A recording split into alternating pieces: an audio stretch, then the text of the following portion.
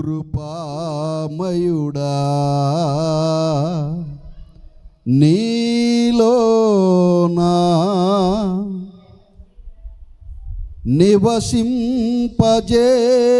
నివసింపజేసినందునా ఇదిగో నా స్తుతుల సింహాసనం నీలో నివసింపచేసినందునా ఇదిగో నా స్తుతుల సింహాసనం.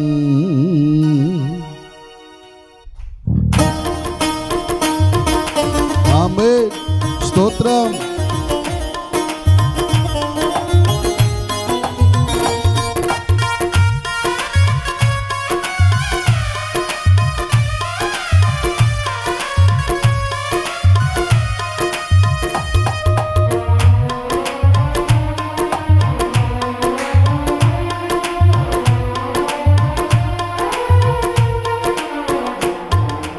కృపామయుడా నీలోనా కృపామయుడా నీలోనా నివసింపజేసినందునా ఇదిగో నా స్తుతుల సింహాసనం నీలో నివసింపజేసినందునా ఇదిగో నా స్తుతుల సింహాసనం కృపామయుడా.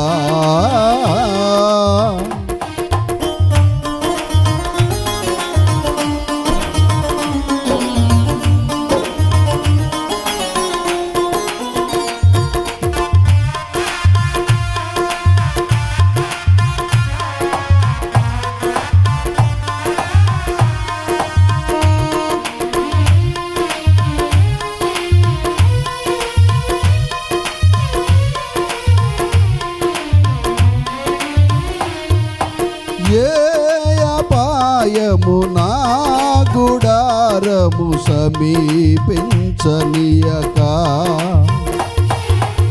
ఏ అపాయము నా గుడారము సమీపించనీయక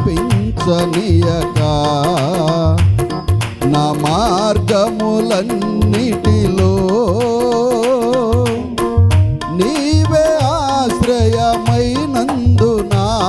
నా మార్గములన్నిటిలో నీవే ఆశ్రయమైనందునా కృపామయుడా నీలోనా కృపామయుడా నీలోనా నివసింపజేసినందునా ఇదిగో నా స్తుతుల సింహాసనం నీలో నివసింపజేసినందునా ఇదిగో నా స్తుతుల సింహాసనం కృపామయుడా.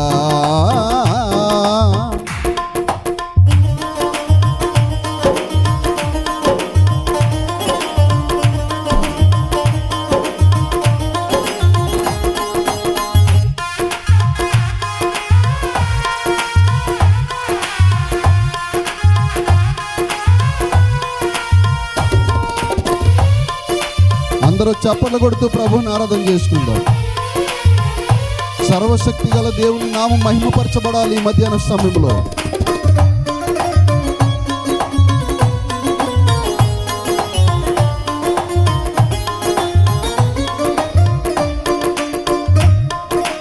చీకటి నుండి వెలుగులోనికి నన్ను పిలచిన తేజోమయా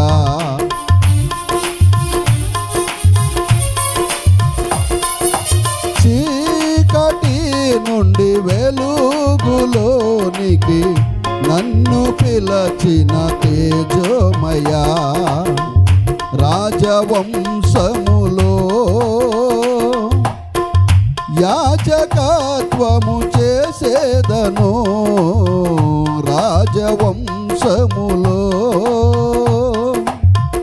యాజకత్వము చేసే చేసేదను కృపామయుడా, నీలో నా కృపామయుడా, నీలో నా నివసింపజేసినందునా ఇదిగో నా స్తుతుల సింహాసనం, నీలో నివసింపజేసినందునా ఇదిగో నా స్తుతుల సింహాసనం కృపామయుడా.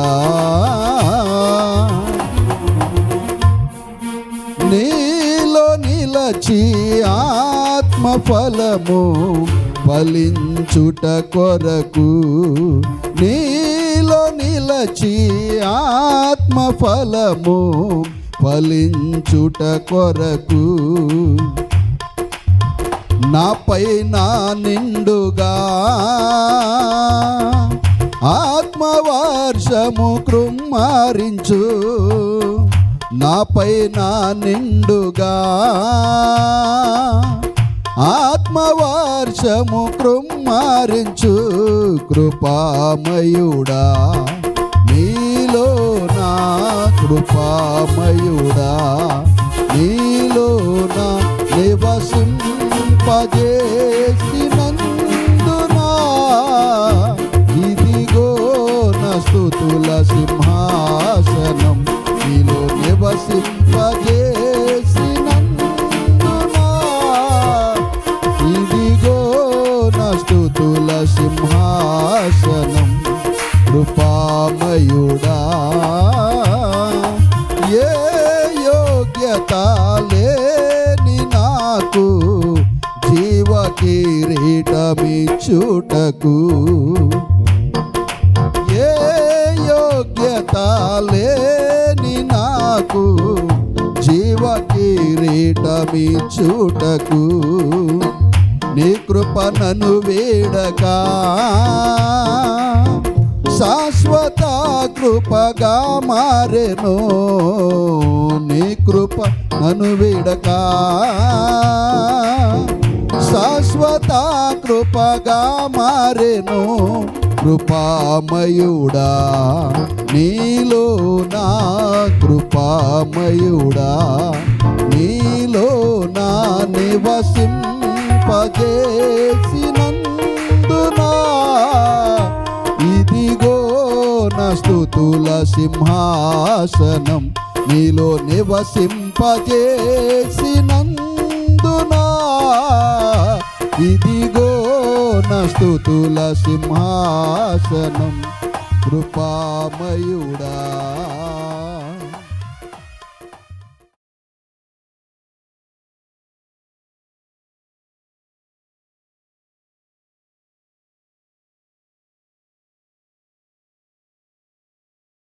అంతా కూడా చాలా దీవెనకరంగా ఉంటుంది. మంచిది. దేవుని మందిరానికి మనం ఎందుకు రావాలంటే నేర్చుకోవడానికి. ఎందుకు రావాలి చెప్పాలి? నేర్చుకొనుటకు ఆయన పాద సన్నిధికి రావాలి. అపోస్తలుడైన పౌలు ఒక బలమైనటువంటి ఒక మాట చెప్పుకోవాలంటే ఈ రోజుల్లో సార్ అంటారు, గురువు గారు అంటారు. పూర్వదినాల్లో గురువు గారు అనేవారు. పౌలు గారి యొక్క గురువు గారు ఎవరంటే గమాలియలు. ఆయన పాదాల దగ్గరికి వెళ్ళి ఎప్పటికప్పుడు పాఠాలు నేర్చుకునేవాడట. గురువుకు మించిన శిష్యుడు అయిపోయాడు. ఈరోజు సంఘం ఏం చేయాలనగా నేర్చుకునేవారుగా, వాక్యం చెప్పేటప్పుడు మాట్లాడితే ఏం అర్థం అవ్వదు. ఆరాధన చేసినప్పుడు ఆత్మల ఆరాధన చేయాలి, పాట పాడేటప్పుడు పరవశించి పాటలు పాడాలి. పెంతుకొస్తాను ఇదే కదా, ఎందుకు వచ్చామంటే ఎందుకు వెళ్ళిపోయామన్నట్టు ఉండకూడదు. దేవుని సన్నిధిలో పాడేవారుగాను, ఆరాధించేవారుగాను, నేర్చుకునేవారుగాను, ఆయనకు ఉపకారమైన పాత్రలుగా మనం ఉండాలి. హల్లెలూయా. అదే కదా దేవుడు మన నుండి కోరుకునేది. ఇంకంతకంటే దేవుడేమీ కోరుకునట్లేదు. మన జీవితాంతము పరవశించి దావీదు వలె నాట్యమాడుతూ, పౌలు వలె విజయాభ్యాసము వాక్యాభ్యాసము చేయుచు దేవునిని స్తుతించేటువంటి వారిగా మనం ఉండాలి. హల్లెలూయా. మంచిది. ఈ సమయంలో దేవుని వాక్యం చదువుదాం. వాక్యం చదివేవారు 7వ కీర్తన.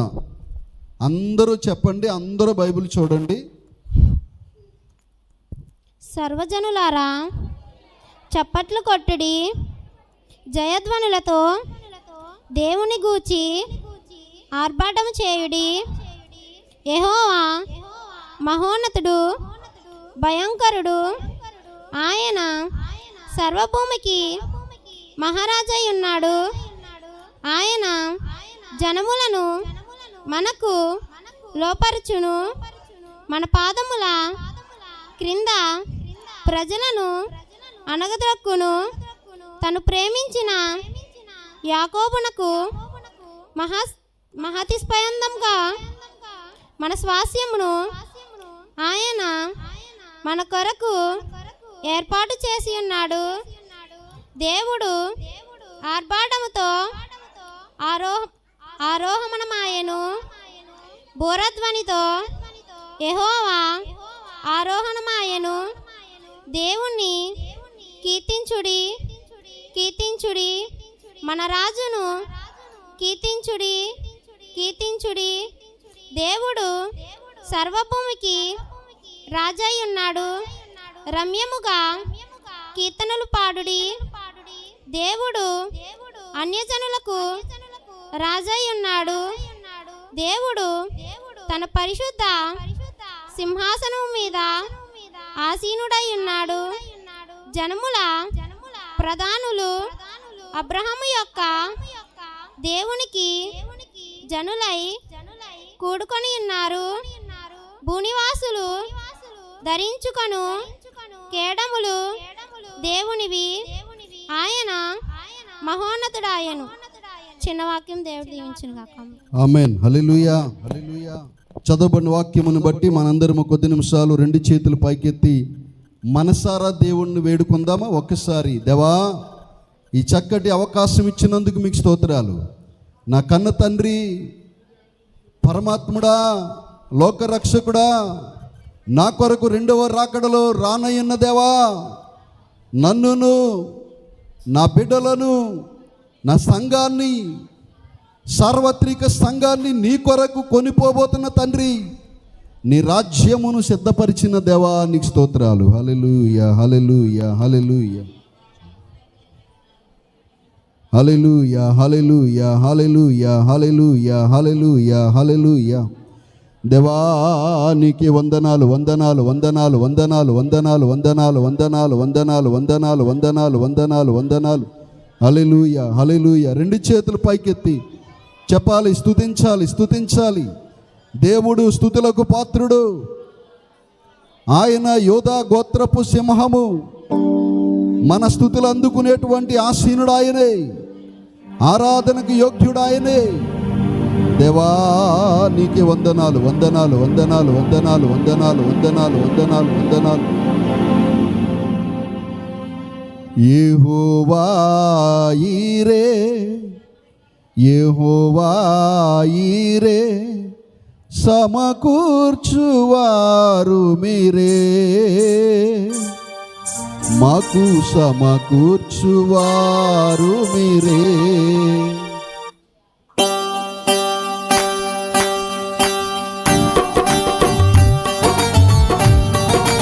అందరూ చప్పట్లు కొడుతూ ఆమేన్, స్తోత్రం.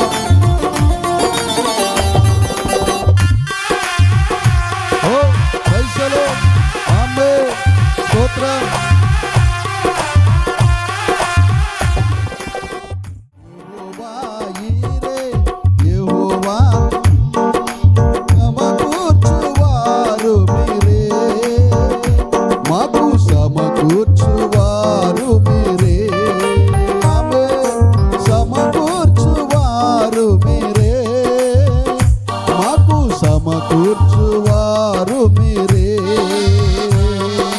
హల్లెలూయా, హల్లెలూయా, స్తుతి ఆరాధన. అందరూ కలిసి హల్లెలూయా, హల్లెలూయా, స్తుతి ఆరాధన. హల్లెలూయా, హల్లెలూయా, స్తుతి ఆరాధన. హల్లెలూయా, హల్లెలూయా, స్తుతి ఆరాధన. యెహోవా ఈరే, యెహోవా ఈరే, సమకూర్చువారు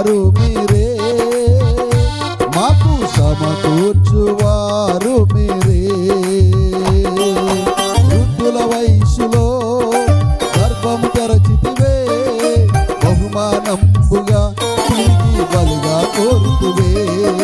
వృద్ధుల వయసులో గర్భము తెరచితివే, బహుమానంబునే తిరిగి బలిగా కోరుతివే. అబ్రహాముకు సమకూర్చిన యెహోవా మీరే, ఆమేన్. అబ్రహాముకు సమకూర్చిన యెహోవా మీరే, గోరి సమకూర్చువారు మీరే, మాకు సమకూర్చువారు మీరే. యేసయ్యా సమకూర్చువారు మీరే, మాకు సమకూర్చువారు మీరే. ఆమేన్. హల్లెలూయా హల్లెలూయా స్తుతి ఆరాధన.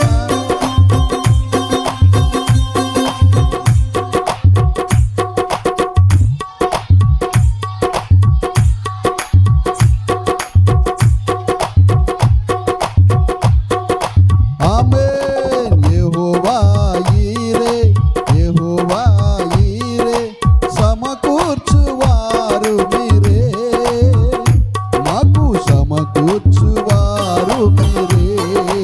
ఆమేన్. సమకూర్చువారు మీరే, మాకు సమకూర్చువారు మీరే.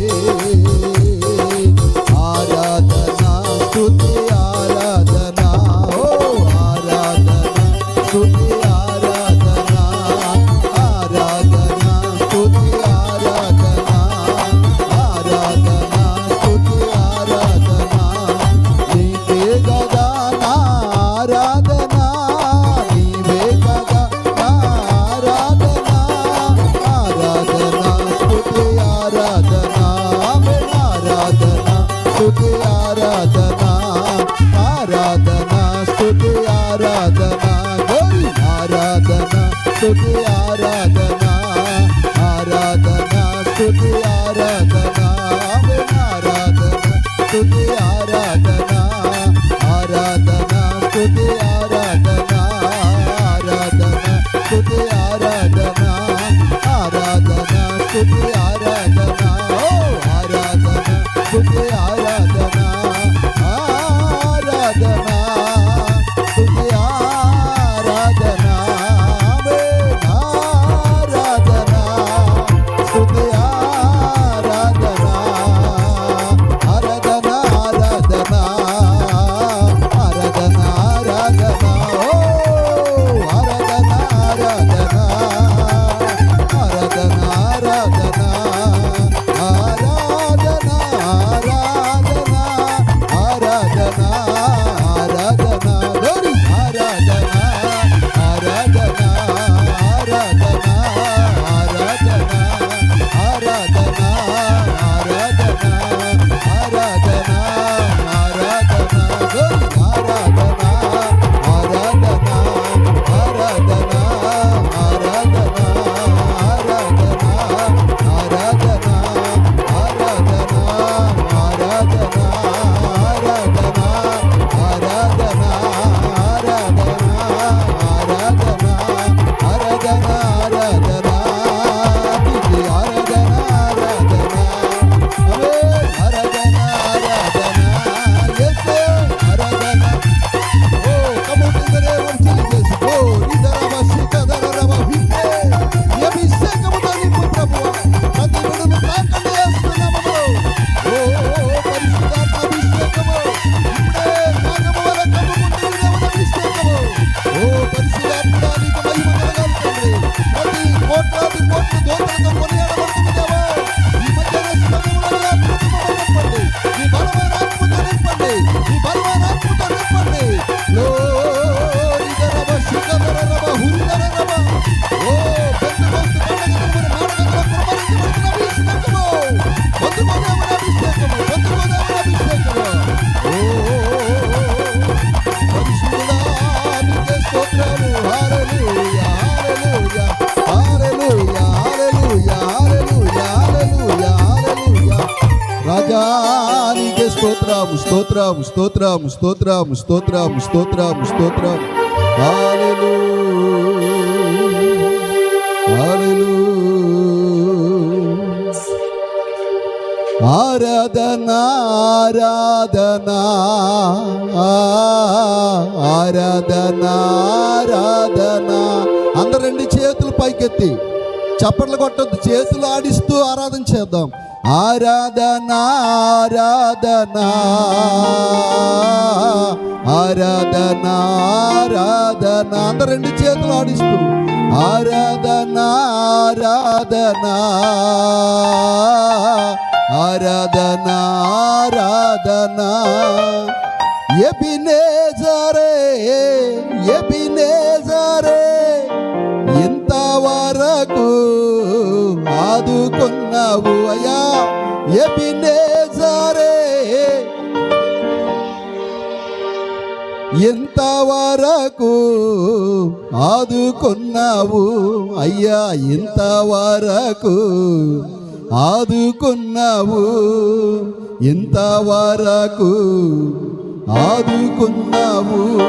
నువ్వు పూర్ణ మనసుతో ప్రేమించేదన్, నిన్ను పూర్ణ బలముతో ఆరాధింతున్, నిన్ను పూర్ణ మనసుతో ప్రేమించేదన్, నిన్ను పూర్ణ బలముతో ఆరాధింతున్. ఆరాధన ఆరాధన. అందరూ కలిసి స్వరం ఎత్తాలి, ప్రతి ఒక్కరు స్వరం ఎత్తాలి. ఆమేన్.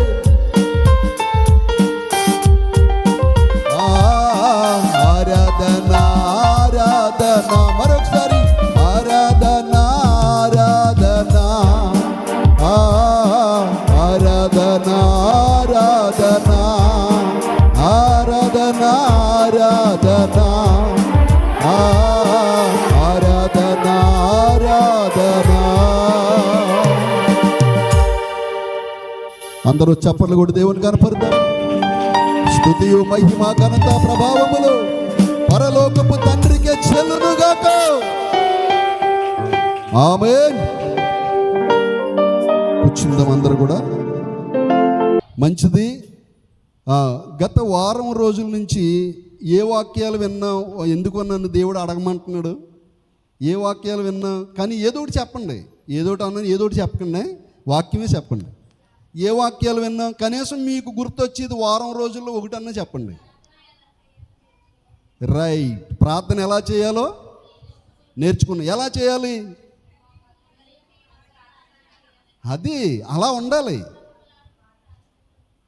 అలా అడిగిన వెంటనే సమాధానం తుపాకీ గుళ్ళో వచ్చేయాలి, బయటికి టాప్ టాప్ మనం వచ్చేస్తుండాలి. సమాధానం వస్తే జయం మందే. స్తోత్రం చెప్పండి.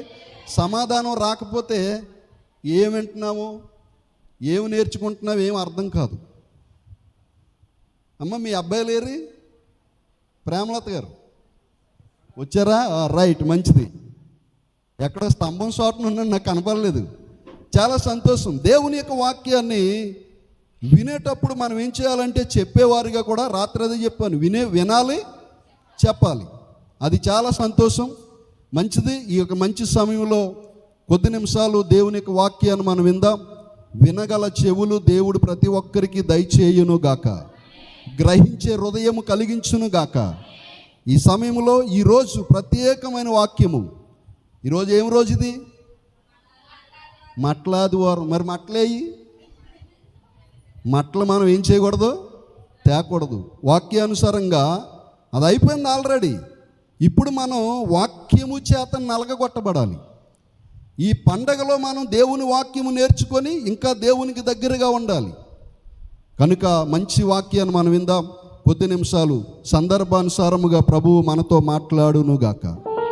మరొకసారి తల వంచండి. పరిశుద్ధాత్ముడు మనం దర్శించినట్లుగా చిన్న ప్రార్థన చేద్దాం. అయ్యా నీకు వందనాలు. వాక్యం మీది, గ్రంథము మీది, సమస్తము నీది. నీ అభిషేకము, నీ బలమైన ఆత్మ, నీ బలమైన కాపుదల నీ దాసురాల పైన ఉంచండి. మాట్లాడే శక్తిని, నీ ఏడంతుల ఆత్మశక్తిని నీ దాసురాల పైన ఉంచండి. సంఘానికి, మాకును, ప్రజలందరికీ కావలసిన మర్మములు యేసయ్య మీరు బయలుపరచండి. మీరు మాట్లాడితే మాకు అర్థమవుతుంది. మీరే సూటిగా మాట్లాడండి.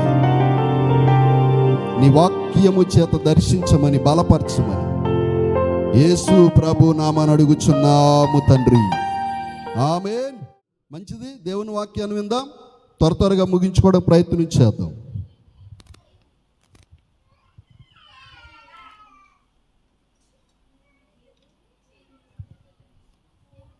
దేవునికి స్తోత్రం కలుగునుగాక.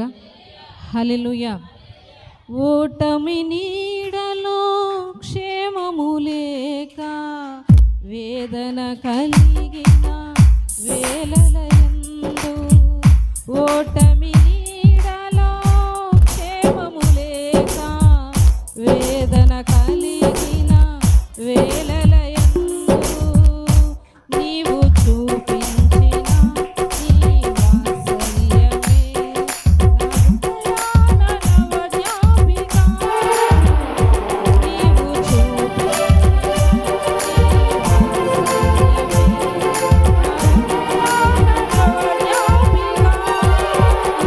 బహు సౌందర్య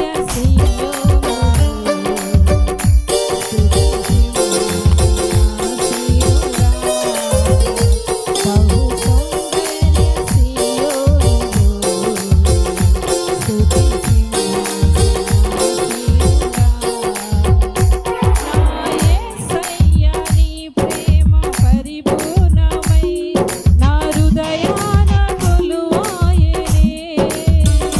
నన్ను జీవింపచేసే నీ వాక్యమే నాకిలలోన సంతోషమే. బహు సౌందర్య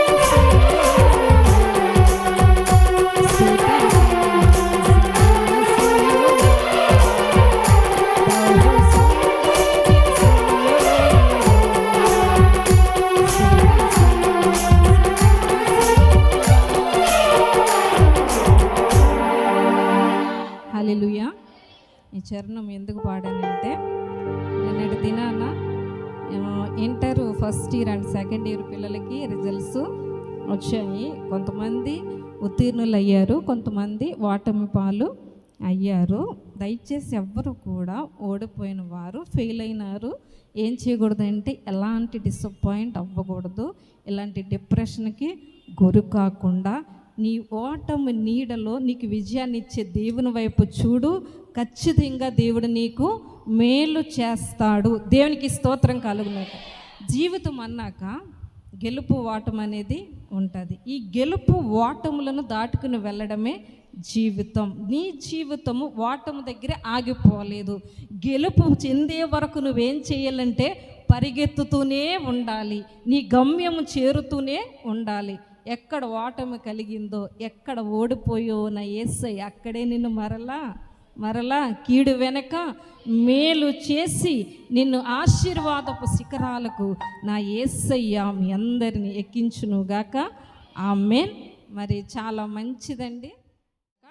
ఈరోజు చాలా శ్రేష్టమైన దినము, మీ అందరికీ కూడా తెలుసు. ఎవరు ఎప్పుడు అయ్యగారు కానీ అమ్మగారు కానీ అడిగితే చెప్దామా అని మీ అందరూ కూడా చాలా సంతోషంగా ఉన్నారు. కొంతమంది అయితే ఫోన్, వాట్సాప్ ఉన్న వాళ్ళు స్టేటస్ ద్వారా కూడా ఈ విషయాన్ని మీరు అందరూ ఏం చేశారంటే గుర్తెరిగారు. దేవునికి స్తోత్రం కలుగునుగా.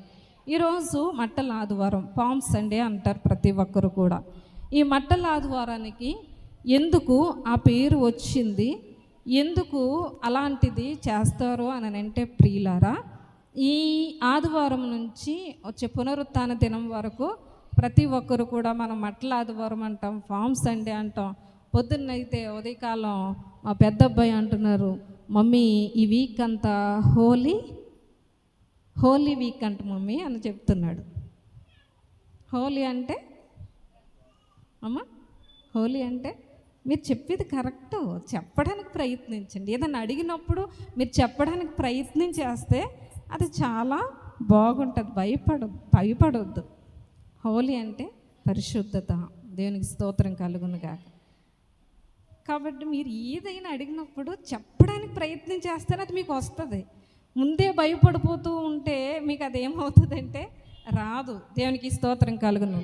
కనుక ఈరోజు ఇవ్వబడిన ఈ ప్రాముఖ్యమైన దానికోసం మనం నేర్చుకుందామండి. మత్తయి సువార్త 21వ అధ్యాయం 5 నుంచి 9 వచనాలు చదువుదాం. మత్తయి సువార్త 21వ అధ్యాయం చదువమ్మా.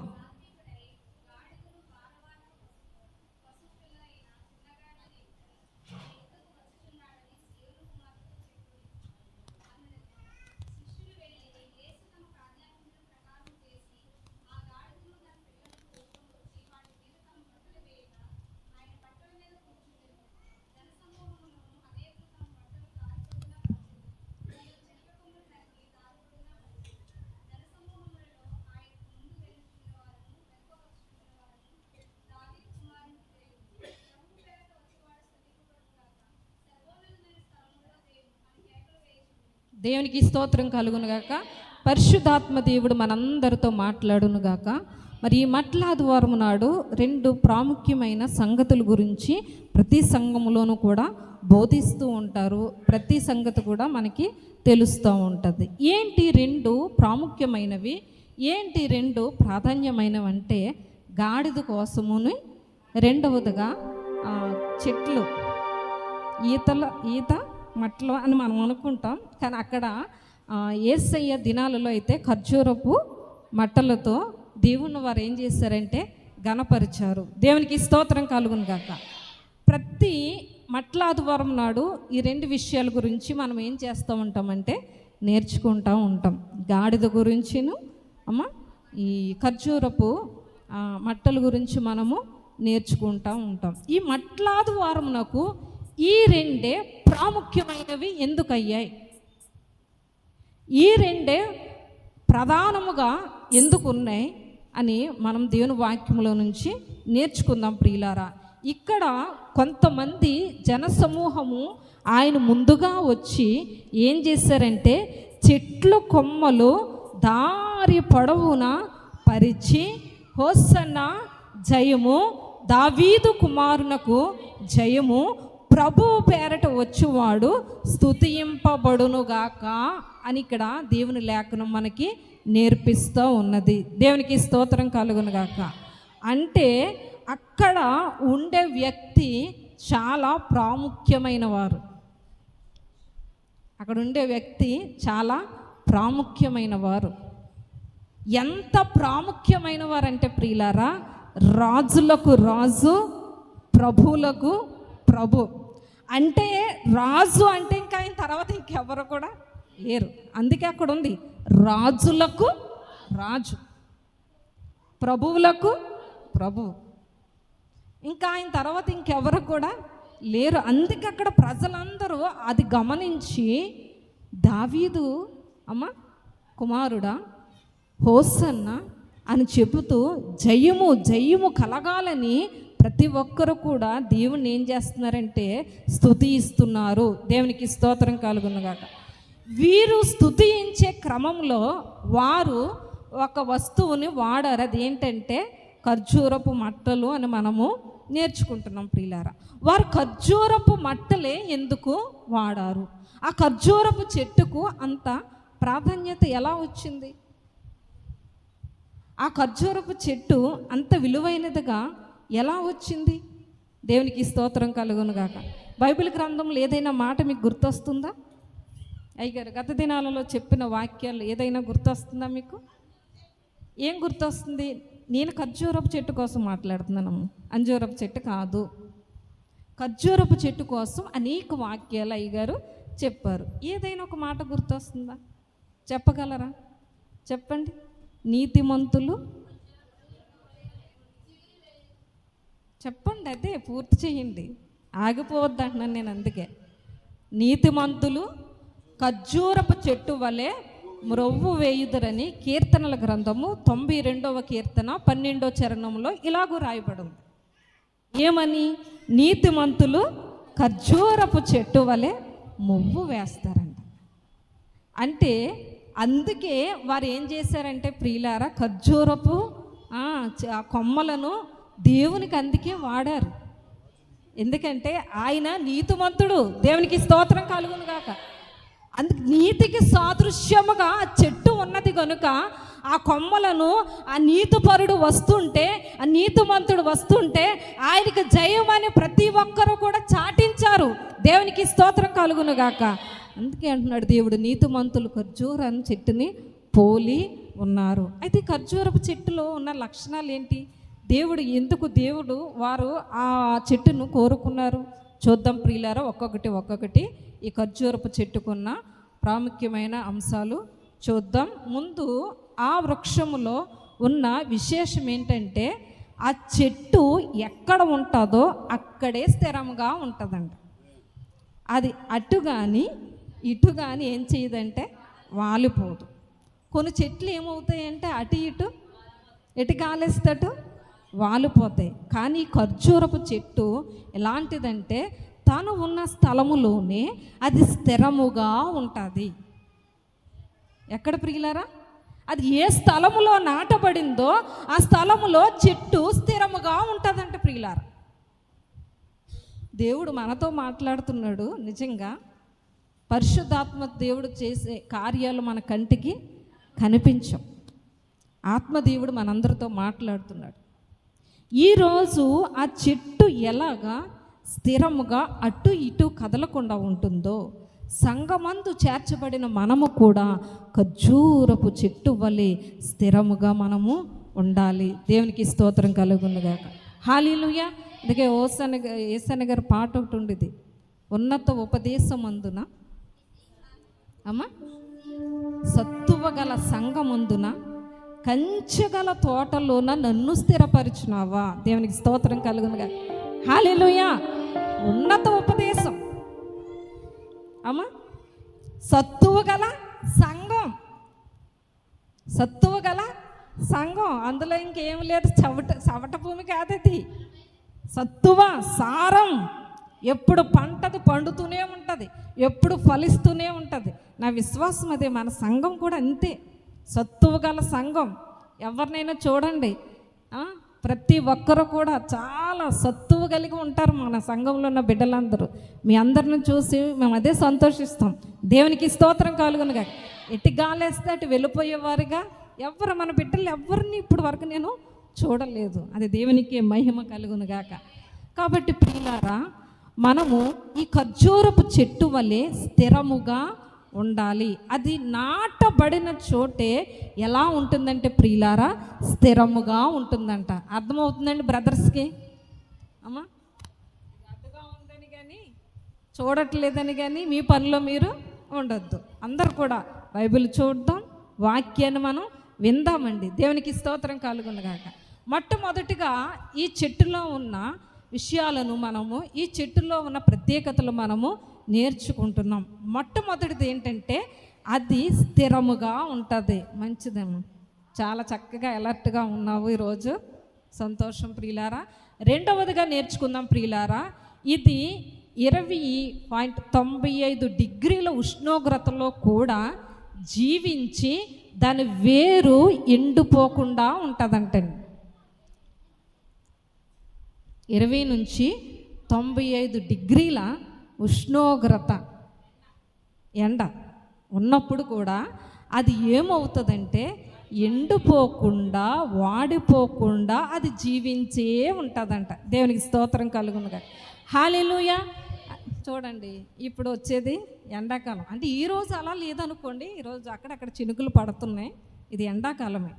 అప్పుడప్పుడు అలా వస్తుంటుంది, ఇది వర్షాకాలం అయితే కాదు. ముందు చూద్దరు కానీ అది పర్సెంటేజ్ ఎలా పెంచుకుంటా పోతుందో. 35, 55కి వచ్చినప్పటికీ మన తిప్పలు ఉంటాయి, మరి మామూలుగా ఉండదు. ఆ ఎండలో గనక మన ఇంటి మీదున్న ఆ వాకిట్లో నడిస్తే చాలు, జస్ట్ అలా కాలు పెడితే చాలు, మనం ఏమైపోతాం? అయ్య బాబయ్యా, ఒక్క సౌండ్ కాదండి, ఆ సౌండ్స్ వచ్చినప్పుడు చాలా వింతగా ఉంటుంది. అయ్య బాబోయ్, అమ్మ బాబోయ్ని ఫ్రిడ్జ్లు వెతుకుతారమ్మా. ఎందుకు? చల్లబరుచుకోవడం కోసం. ఆ వాటర్ దగ్గరికి ఏం చేస్తూ ఉంటామంటే మనం పరిగెత్తుతూ ఉంటాం. కానీ ఈ ఖర్జూరపు చెట్టు అలాంటి ఎండలో కూడా, అలాంటి ఉష్ణోగ్రతలో కూడా ఇది ఏమవుతుందంటే ఎండిపోకుండా అది జీవిస్తూనే ఉంటుందంట. దేవుని సంఘమందున్న మనకు కూడా అలాంటి తీవ్రతలు, అలాంటి మంటలు రాదండి? రాలేదా మీకు?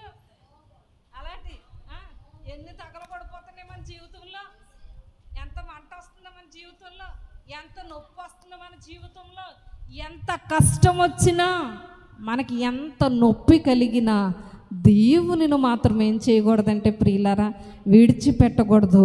దేవునిలో నీవు ఎండిపోకూడదు. నీవు దేవునిలో నిరంతరము జీవిస్తూనే ఉండాలి ఖర్జూరపు చెట్టులా. దేవునికి స్తోత్రం కలుగునుగాక. హల్లెలూయా.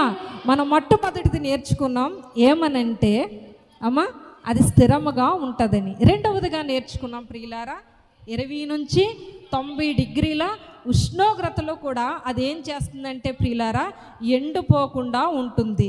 మూడవదిగా మనం నేర్చుకుంటున్నాం అది ఎప్పుడూ కూడా చిగురేస్తూనే ఉంటుందంటే, ఎప్పుడూ కూడా అది చిగురేస్తూనే ఉంటుందంట. దానికి ఎండిపోయే స్వభావం లేదు. అందుకే కీర్తనకారుడు పోల్చాడు, నీతిమంతుడు ఖర్జూరపు మొవ్వు వలె ఏం చేస్తాడు, మొవ్వు వేస్తూ ఉంటాడు. ఖర్జూరపు చెట్టులా, అంటే అది మొవ్వు మీద మొవ్వు, చిగురు మీద చిగురు, దానికి వస్తూనే ఉంటుంది.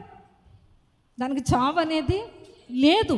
దేవుని సన్నిధిలో ఉన్న మనము కూడా ఏం చేయాలంటే చిగురు పట్టేవారుగా ఉండాలి. ఎలా ఉండాలండి? ఎలా ఉండాలండి? చిగురు పట్టేవారుగా ఉండాలి. కానీ మన చెట్టు ఏమవ్వకూడదు, మొద్దుబారిపోకూడదు, వాడిపోకూడదు.